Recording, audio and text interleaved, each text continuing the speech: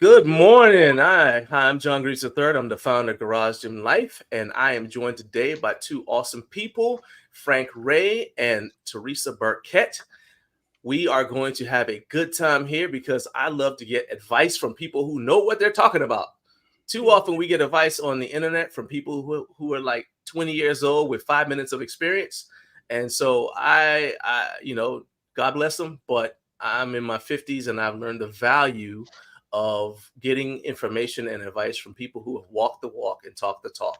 So before we get started, I just give you guys a few minutes to introduce yourself. So go ahead. We'll start with you, Teresa. Tell us a little Okay. bit about yourself. How'd you start training? Mm, My name's Teresa Burkett. How I started training I would say in my 30s and 40s, I did, a lot of the kickboxing, cardio type workouts after I had my three children. and In my early 50s, I decided I want to do a figure competition, and that's when I realized I had no muscle.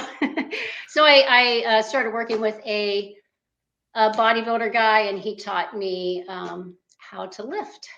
And now I'm 64. So my lifting journey, strength training journey, started around when I was 51. Awesome. All right. And we got a little bit of an echo on your end, Teresa. Oh, is there something Uh, I can do? well, if you could turn your stuff down just a little bit, but make sure you can still hear us. Okay. Uh, Other than that, that'd be fine. All right, Frank, let's go ahead and talk to you. See, you've got quite the story. So, how you get involved in training, and tell us a little bit about. Let's just cut to the chase. Tell me about beating Ronnie Coleman in his first show. Well, actually, I came up in the overall, and I lost to Ronnie in the overall for his first show. But it was great competing against Ronnie Coleman, and we competed several times. Both of us coming up in Texas. Also, went against Lita Brada, another great bodybuilder that came out of Texas. And but I was an athlete, and I had a friend named Robert Yonkers that worked out all the time, and he said, "Man, you could be a bodybuilder. You should come to the gym." I weighed 135 pounds, and I went to the gym, and a year later, I competed as a middleweight and weighed in at 171 pounds. So it was a fast rise, and I competed for 18 years and retired from bodybuilding. I'm retired from business, so enjoying life and working out in my home gym. Awesome. Well, I love having both of you guys here because you've both, you're both retired. So I'm looking at you with jealousy. I'm the baby. I'm 50. All right. So I'm looking ahead at what you guys have done, and I'm here to learn. All right. So I don't want anybody who's watching this to feel like I'm just asking questions to facilitate.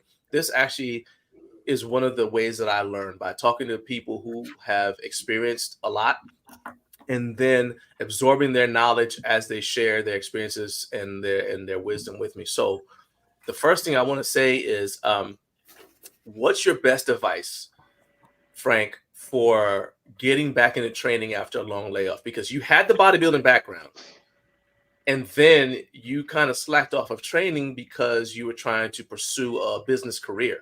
You were pursuing your career, and you got out of shape. And one day you said, "I had enough," and you got back in shape. But being determined isn't enough. There are some things you're going to have to do to actually uh, put hands and feet to that desire.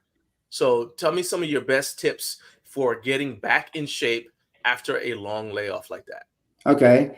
Well, number one, I think that you really need to understand why did you take off in the first place. Some examples of that might be: did you have an injury? Was it time? Did you just get bored at what you were doing? Was it a lack of results? There's a million other examples, but what I'd like to know and what you ought to understand is why did I get away from the gym? And then I think it's very important that you set smart goals, uh, and you must if you don't have goals, you're not going to have anything to strive for. And those smart goals are specific, measurable, achievable, realistic, and time based. And that way you've got something that you're going for. You've got a reason you're going to the gym, keeps you engaged in a gym. Um, and so I think that those two things are very, very important.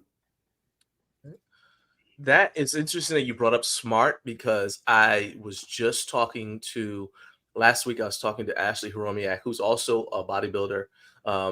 She's a all around physique competitor. She's done a number of different categories, and that's one of the things she said she does with her clients. She says you got to go with your SMART goals. I was talking about the SWOT analysis, where you assess yourself where you are, and you say, what are my strengths? What are my weaknesses? Where are my opportunities? And what are the threats to me achieving what I want to achieve? And so it's interesting that you brought that up, because we actually haven't talked about your answers with either one of you. So it's just good seeing like-minded people having, I guess, some of the arriving at similar conclusions. So Teresa, I know that you also train some people. What's your advice whenever you meet someone who maybe was in shape and they're like, well, I want to get back in shape now. Maybe, maybe the doctor said, hey, you need to start exercising. What are some tips that you give people if they say that they want to get in shape like you? And they've taken some time off or whatever. Whether Well, whether they've taken time off or whether they, this is their just first time exercising. Well, first of all, I'd say look at yourself in the mirror, give yourself a big pat on the back for choosing you. um, and I would also say, if you are someone who struggles with accountability, I would work with a trainer, or if you're just new to lifting, definitely work with a trainer, or a friend that already has some experience in lifting. But I would also say it's going to be a little uncomfortable, and most likely you're going to be a little bit sore. And but you need to realize that health is wealth, and consistency is key. So that would be my advice. So I think that it can be intimidating, especially because if you're like in your 50s, even your 40s, you have a lot of people, women especially, who have this stigma that working out is something that, it means that you're kind of like you're stuck on yourself, or you're kind of like narcissistic, and that's just not, basically everybody wants to turn you into the mom, like basically we go to your house because you can cook, but we don't expect you to look a certain way, and if you start trying to look a certain way, then people start looking at you like, in fact, I'm here trying to make up examples. I'll give a real life example. If anybody was watching this, remember when Jennifer Lopez and I believe Shakira performed during the Super Bowl last year, and neither one of those ladies are what I would consider like elderly, but people were looking at them like, what business do they have at their age, still dressing like that, still doing all of these things, dancing that way. That's not a stigma that men really face. But one thing that I think that we do face, Frank, is we start trying to work out in our 50s. And this is like when you're close to retirement and people are like, hey, you better focus on work. You don't have time to go focus on all this other stuff. It's too late, basically. How do you combat that when people want you to go sit on the couch and basically give up? Well, first of all, you made a comment to the age, and I'll just say this: do not let age define you.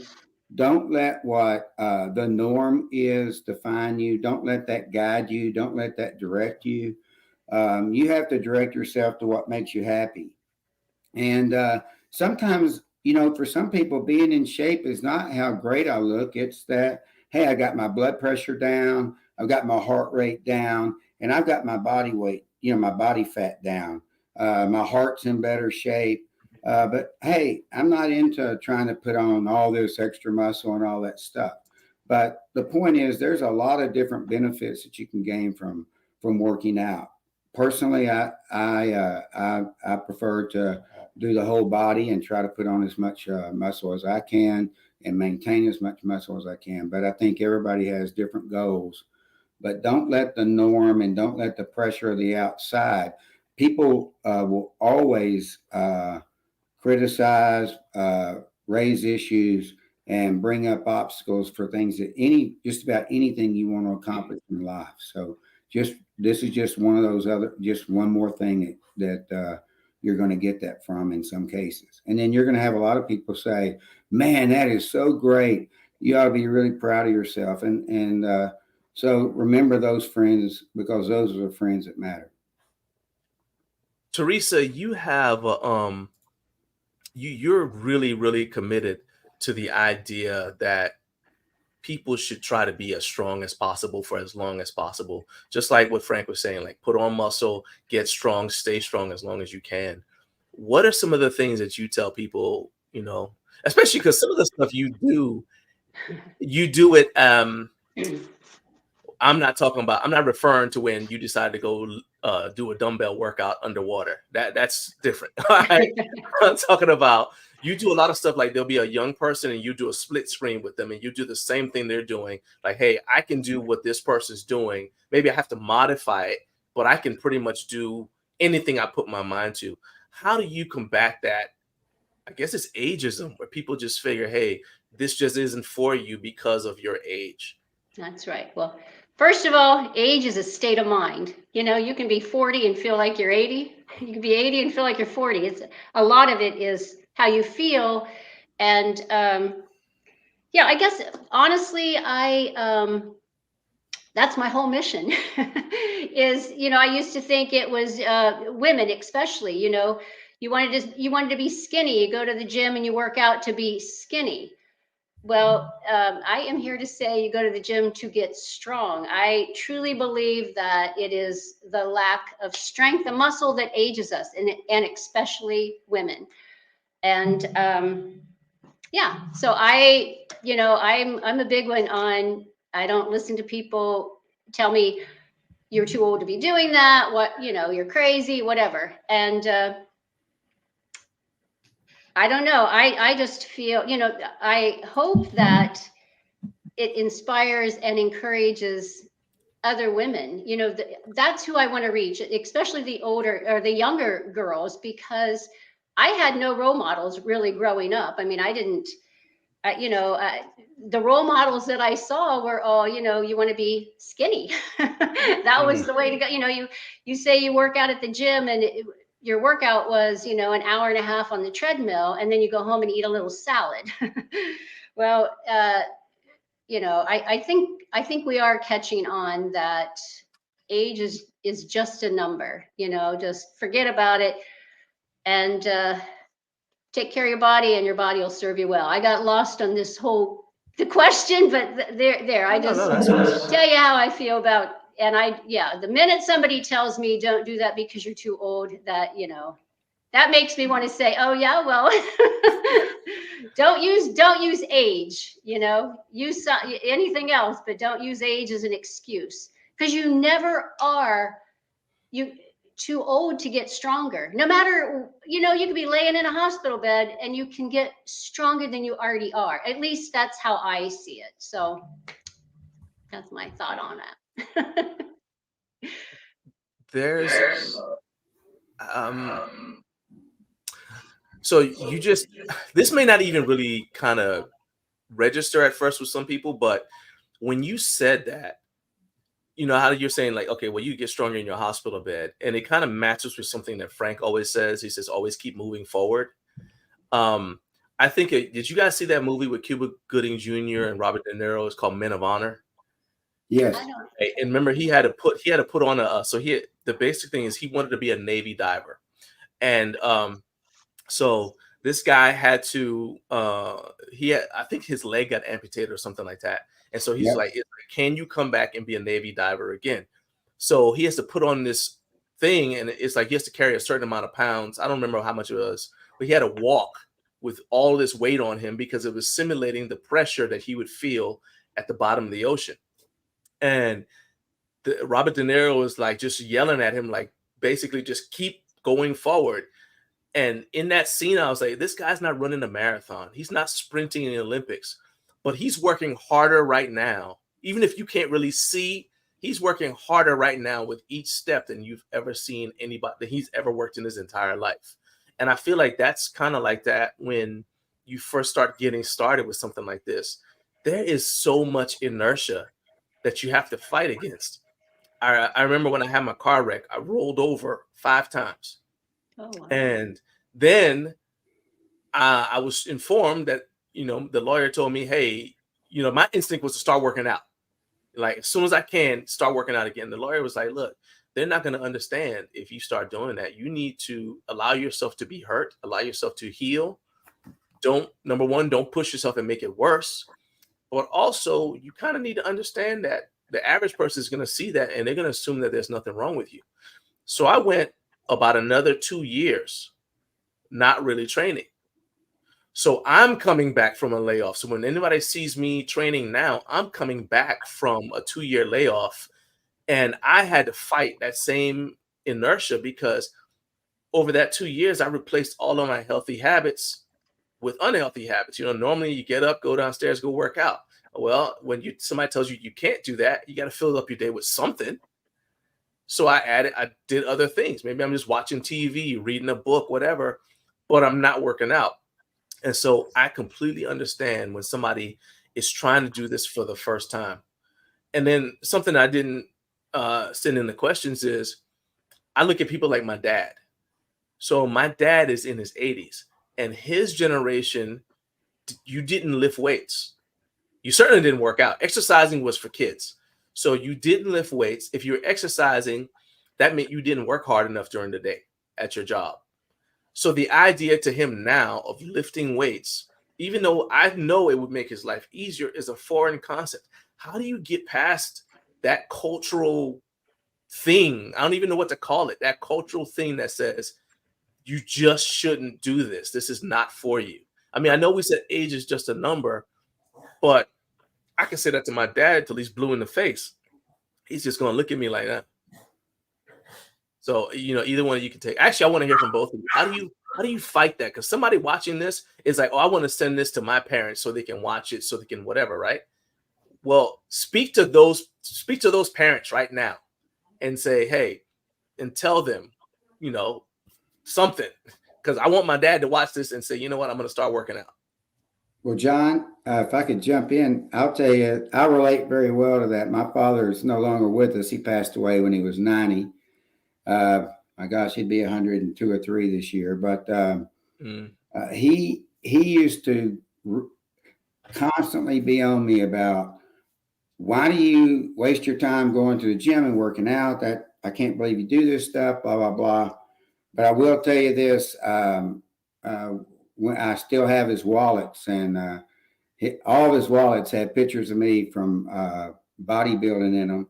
And his friends told me that kid, so all he constantly talked about. So just because your older parent may ridicule you about it, they're actually underneath, they're proud of it, proud of you. So I wanted to tell you that. But back to the question, it's all about stigmas, and it's about breaking free and about, moving forward, as I always say. I made my mind up once I started training again that, hey, I'm going to train until I'm gone, until I'm out of here. Look at your parents. I think it's very easy to look at your parents who have never lifted weights and look at the health issues they're experiencing and think about, do I want to go through that same thing? And the answer is probably not. Most of your parents probably have not lived a comfortable life as they've gotten older. They've probably gotten more miserable and as life goes on, and tell you how bad getting old is. And so I think that part of that is, look, we've got to do something different because it obviously didn't work for you guys. So I'll shut up and let everybody else. That was good. That was good. Teresa? Well, I would encourage anyone, especially the older generation, to find what works for them. I mean, you don't have to go to a gym, and I mean, that's really intimidating. It's intimidating when you do work out to go to a gym and see all this equipment and everything. You can buy a little set of dumbbells, off Amazon or something, and even if you're just sitting in your recliner, and you're just doing a few of these with some lighter, you can get cans of soup. If you're new to lifting, a lot of it's just changing your mindset. Instead of this is, oh, I got to work out. It's, what? I woke up today. I get a chance to work out. I can move. I can stand up when a commercial's on and march in place. And from there, you have something to build on. And before you know it, you're like, wow. And those soup cans might turn into 5-pound dumbbells, and those may turn into, and even if they don't, I mean, you're getting your blood flowing, you're going to be healthier. It's baby steps. Some women might like going to, take a water aerobics class or something.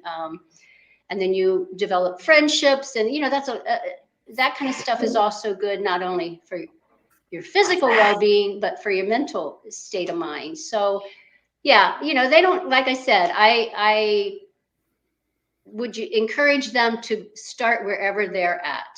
And before you know it, they'll be, I don't know, doing deadlifts. Okay. So I like that, because I forgot about the water aerobics thing. But that kind of goes in with the thing is like, people underestimate, because we always think about, like, like there's this image of like your high school PE teacher.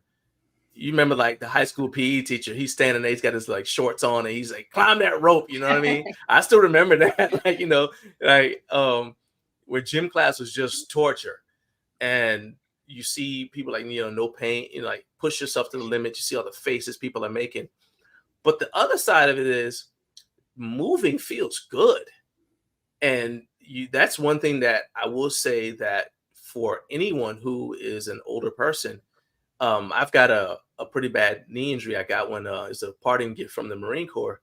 And when I don't move, I feel that pain.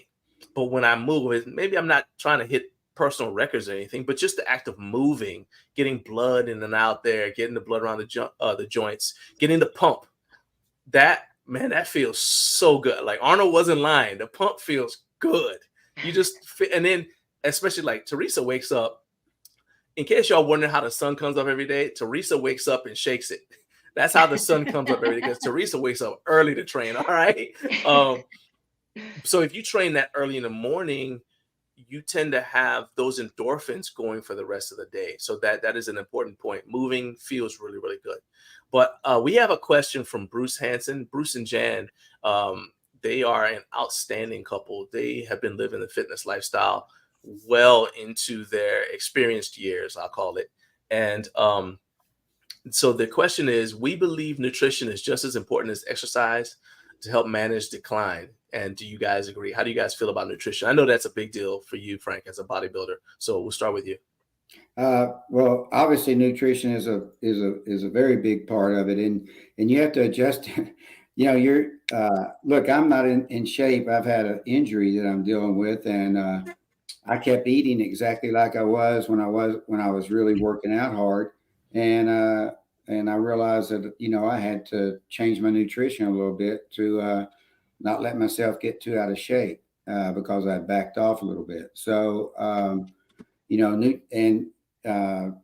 we're tearing down the muscle when we work out, and you got to rejuvenate that muscle with vitamins, supplements, proteins, waters.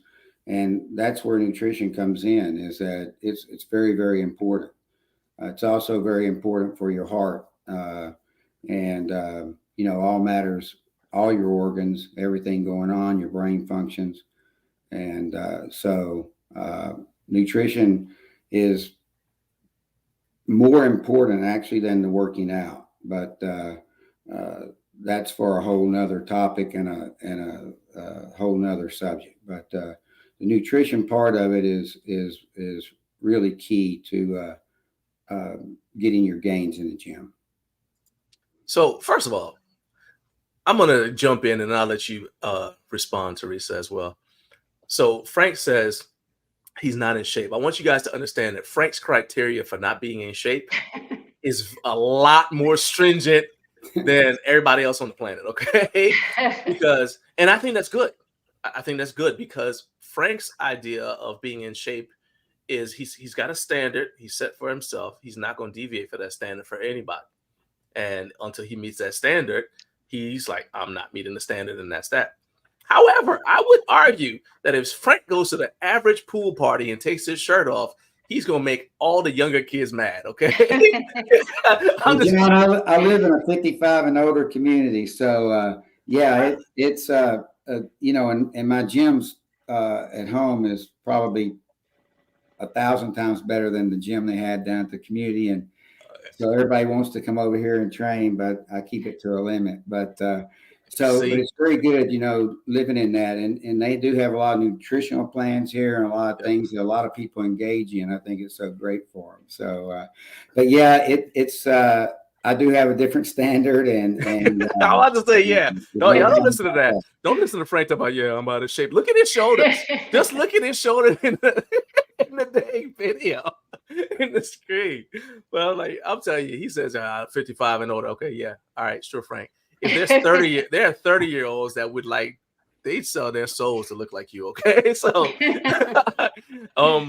but that being said, the one thing I want to say about you mentioned like the supplements and the nutrition, and this is actually something I want you to touch on, Teresa, is because I come from a family that's long lived. It's normal for people in my family to live to in their hundreds, 90s. Okay. And some of them the sad part is some of them start declining when they're the age I am now. They're in their 50s.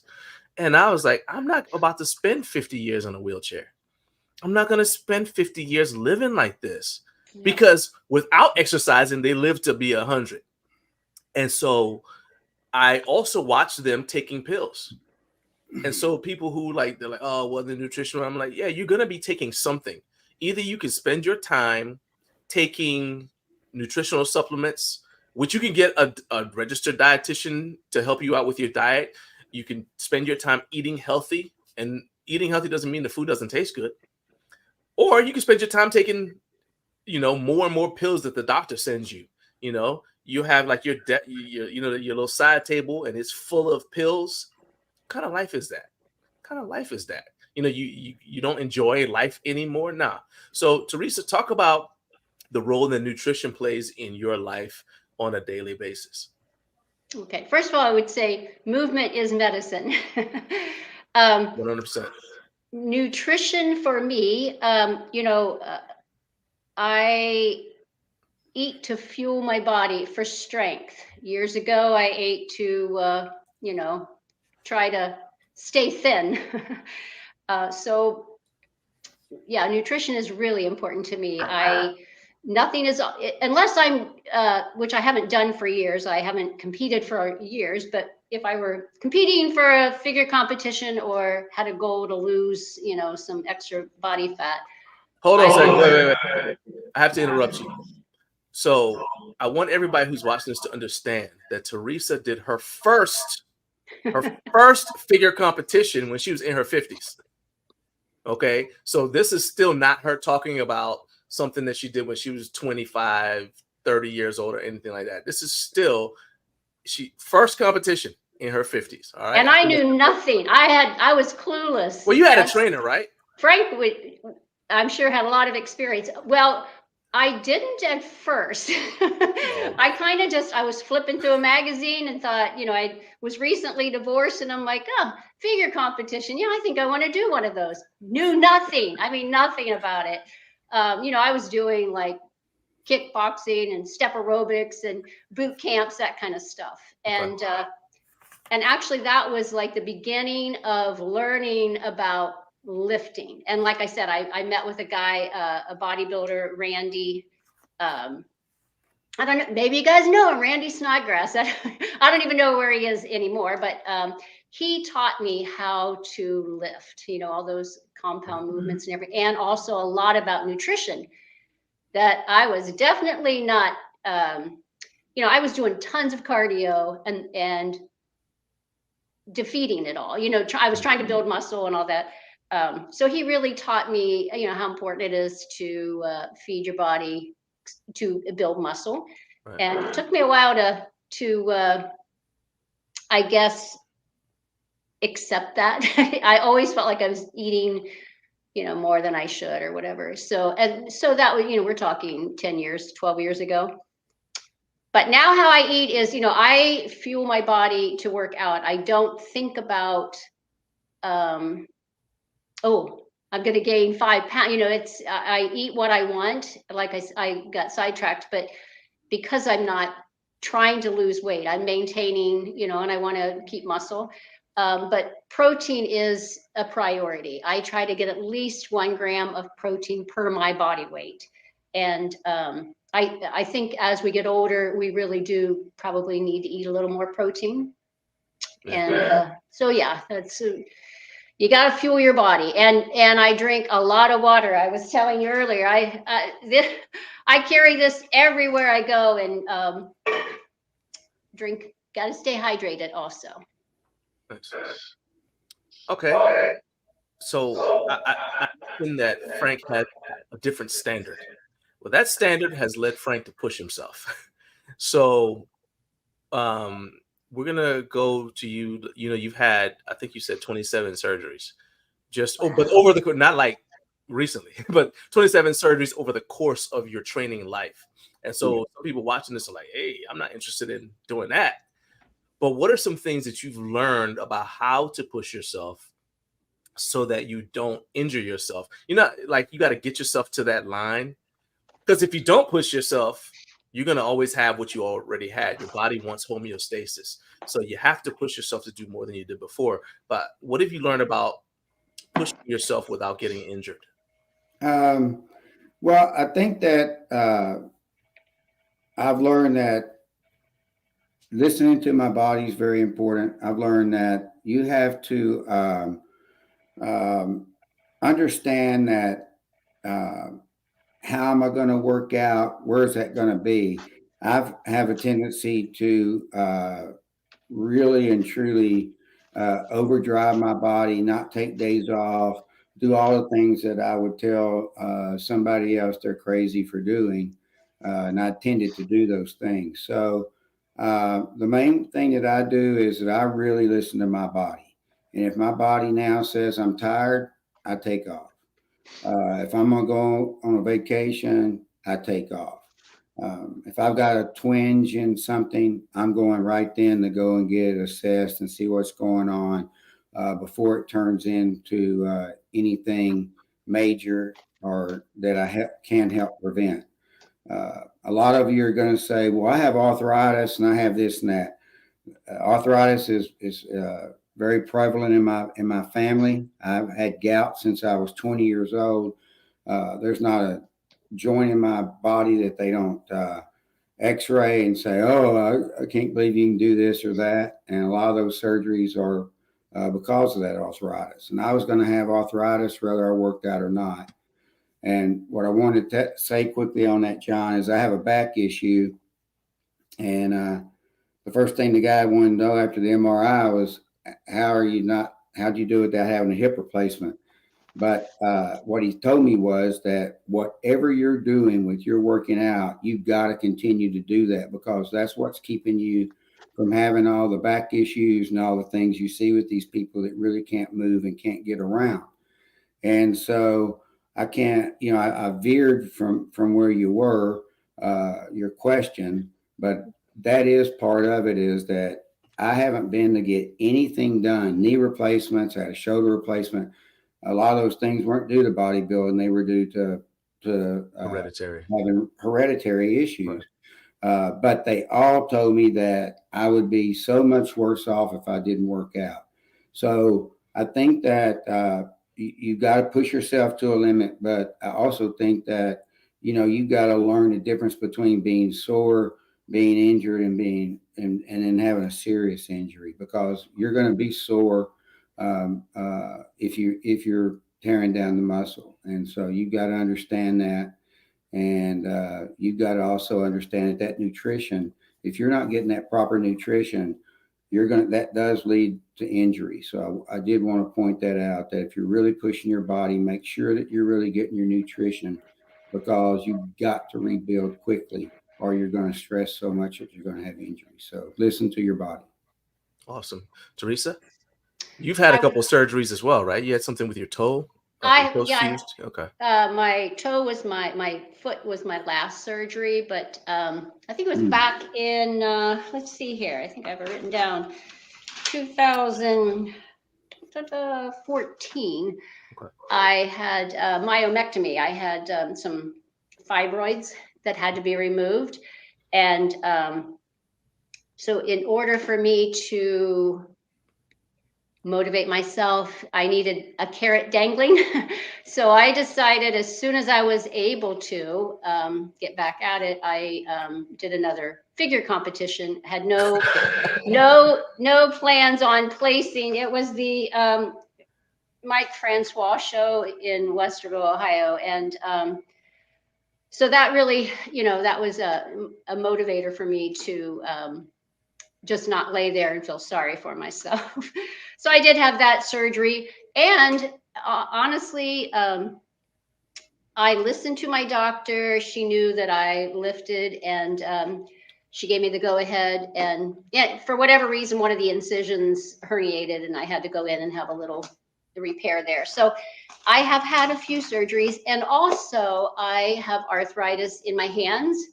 Look at my little fingers. I wasn't even diagnosed with them in my little fingers, but it's everywhere. It was here in my hands about 7 years ago, and I also was diagnosed with degenerative disc disease, arthritis in my neck. So I don't put the bar on my back anymore. I think I told you that earlier. And I have just learned to work around it. I honor my body. I listen to it.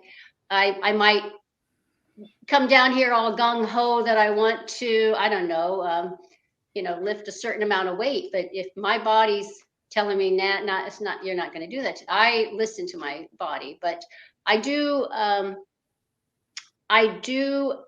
agree with Frank. Like, you have to keep moving. And a lot of people say, how you do all those pull-ups and everything. I think that helps keep everything limber. And I can't imagine what my hands would be like if I weren't doing something. I mean, I can almost feel them feeling better. And I'm not gonna lie, I get up in the mornings and it's like you're stiff and it's kind of slowly, but once I start moving and getting the blood flowing and all that, it definitely makes me feel better. So I would encourage everybody, if you get up constantly just sitting there, you are going to be sore. And I think I kind of got off the question too, but That's okay.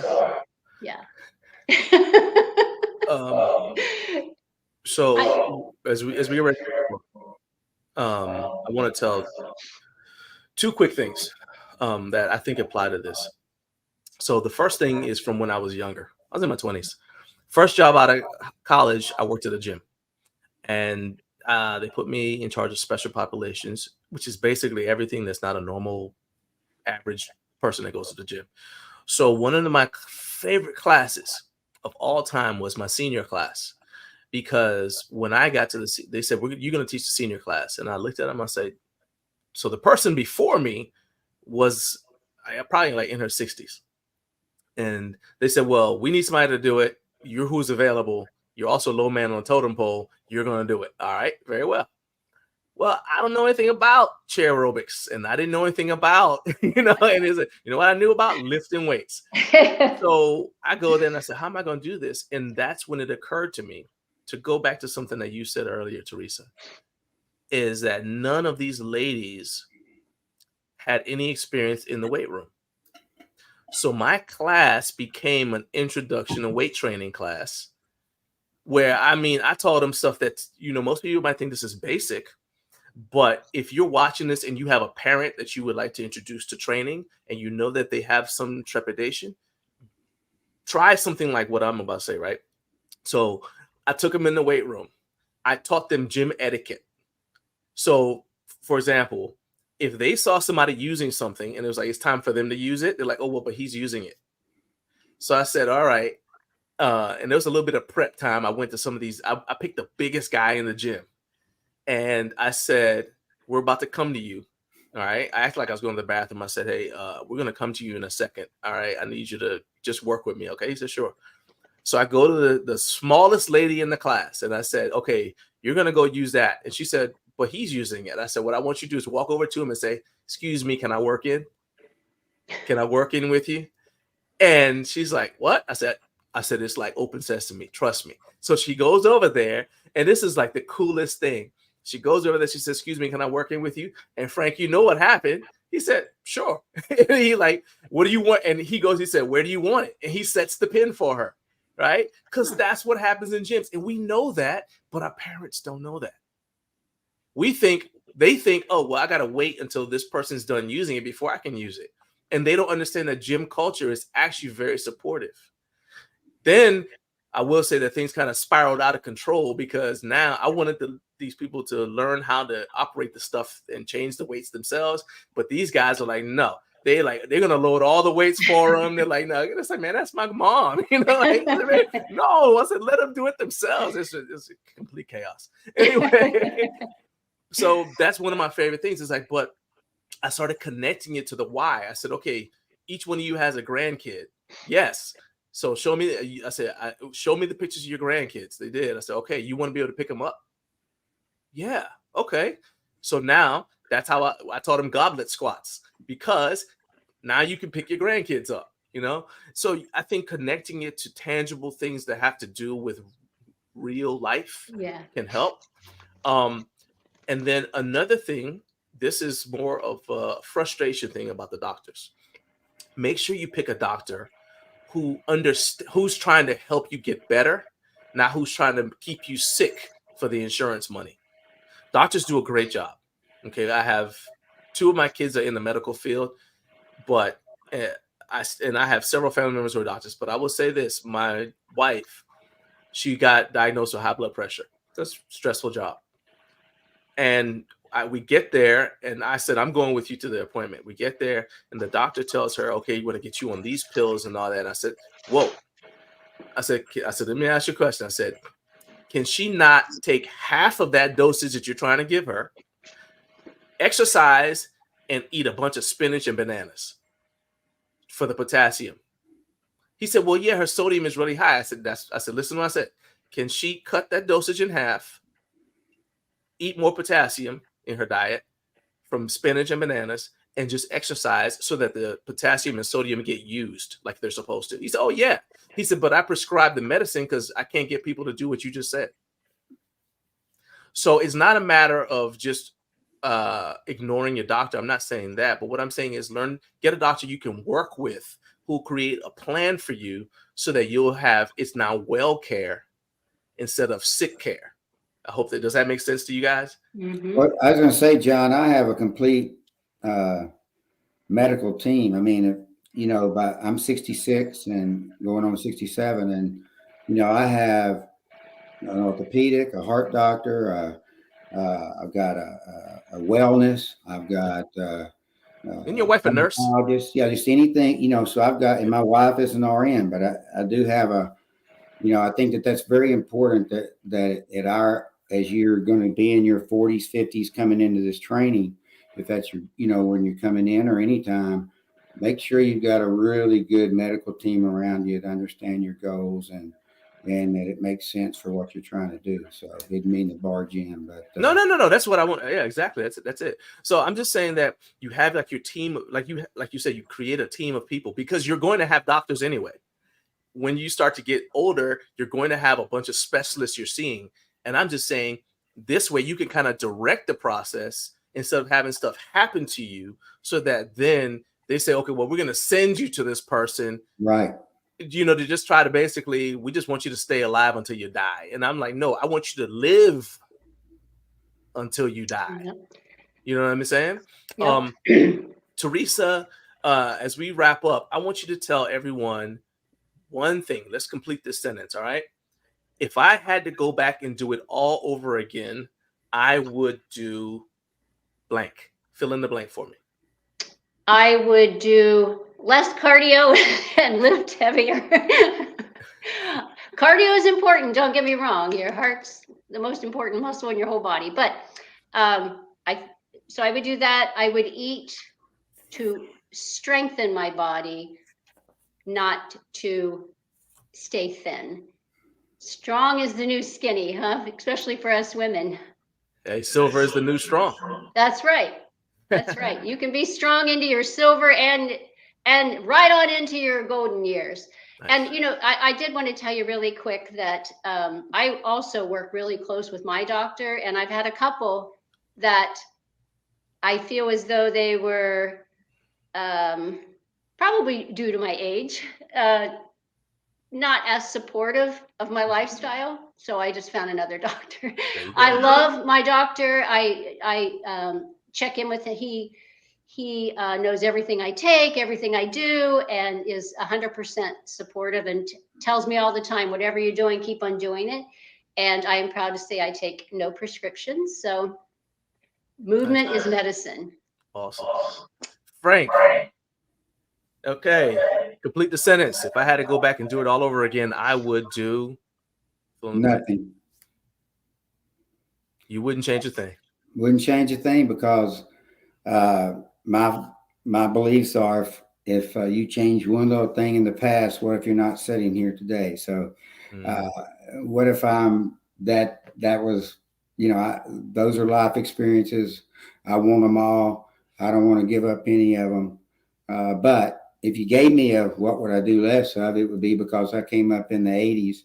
It would be I wouldn't spend so much time in a tanning bed and out in the sun, because that's been that's the thing that I battle on a constant basis. And so the melanoma, that would be the thing that if I could go back and not change anything else, that would be what it would be. Okay. All right. So we're going to stay with you, Frank. How can people get in touch with you, or if they just want to watch your training? You've got a really good Instagram, and we've got the link right there. Oh, my mom is here, so we're going to pause everything and answer her question. She said, how do you guys feel about using a sauna as part of your routine? And she said, blessings to all of you. Aw. Thank you, Mommy. Bless you too. Hey, Mom. Bless you. So yeah, go ahead, Teresa. Yeah. I have one of those portable saunas. I don't know if you've seen them. You can, I think we got ours on Amazon, and actually I have it in the back room right now, but I really like using that. I haven't used it for a while. But I love that. I think it's, I like to get a good sweat on. I think it's good for you. Okay. What about you, Frank? You know, I've never had one as part of my health care, but my belief are I would love to have one. I would, but I want my own personal one. I don't want to go to a public one, but or one that, because I don't know, you know, I don't know the health risk in that, but I do know that there's a lot of benefit from it, and so if I had one of my own, heck, I'd be in that thing every day. I can tell you that. Awesome. All right, so we're gonna stay with you, Frank. Like I said, you've got a really good Instagram, post a lot of inspiring stuff. So how can people follow you? And I'll go ahead and somebody wants to get in touch with you, ask you a question. What should they do? Just go to TTF Ray at TTF Ray in my Instagram, and just send me a message on there. Follow me if you like my content, and you can also go to Pound F Ray, Ripped Ray. I'm sorry, which is RIPPEDRHEA, and I've got that as well, and there's postings on that. But you can reach me at TTF Ray anytime you want, and I'll be glad to ask your questions and see if I can help you. Awesome. All right, Teresa, you have got you got a YouTube channel, you have an outstanding Instagram, outstanding TikTok, and you've also got a business. So I want you to get some time to talk about those things as we close. How can people get in touch with you? And please tell us about your business, Silver is the New Strong, because I got to buy a sweatshirt. Okay. All right. So let me go ahead and give you the big screen. All right. Well, Silver is the New Strong. That actually evolved when I decided to put myself out on social media. And because like I said earlier, I truly believe it's not our silver hair and our wrinkles that ages us, but rather our lack of strength of muscle. And I'm just trying to get that message out there. And so that is what Silver is the New Strong is all about. And you can reach me, find me on TikTok under Silver is the New Strong, Silver's the New Strong on YouTube, and Homebody Trainer on Instagram. Awesome. Awesome. All right. Well, I appreciate you guys joining us. If you're watching this and you've watched the entire thing, you are obviously a fan of what I do. And I want to get some key pieces of feedback from you. Number one, do you want to see more of this? Because if you guys want to see more of these live Ask Me Anything type of podcast formats, then just post that in the comments and I will do what I can, because I don't mind doing these every Friday as long as I know that the interest is there. We have different guests come in. We can have guests return. So if you guys have questions for Frank and Teresa, put them in the comments as well, and I will send those questions to them so that they can answer them. And then please consider supporting the channel. You guys see the thing right there on screen that says shop my channel. There's a shopping button. If you just click on that, you'll see things that I use to basically generate the income to support this channel from the platforms that we use to stream some of the videos and stuff like that. That stuff isn't free. You get stuff like this shirt, that's designed based off of Tetris. It's stacking days, because I think that's really the key to success in any kind of training or really anything. You just one day after another, stack days, stack your good days on top of each other, and you're going to get to where you're going. So go ahead and please click that shopping button. And then that goes a long way towards helping the channel grow, not just continue, but grow, so that I can do more stuff like this. I appreciate you guys for being here. Frank, Teresa, thank you for taking some time out of your day to spend some time with us. And thank you for sharing your wisdom and answering questions. Everybody, go follow at TTF Ray, go follow at Homebody Trainer, and make sure you subscribe to Teresa's YouTube. I've got the link to her YouTube in the description for this video. So you guys can just go to the description and you guys can find her YouTube channel. She's got a lot of cool stuff on there. Okay. And we will see you guys next time. Thanks for having me. Nice to meet you, Frank. Bye-bye, everybody. Bye.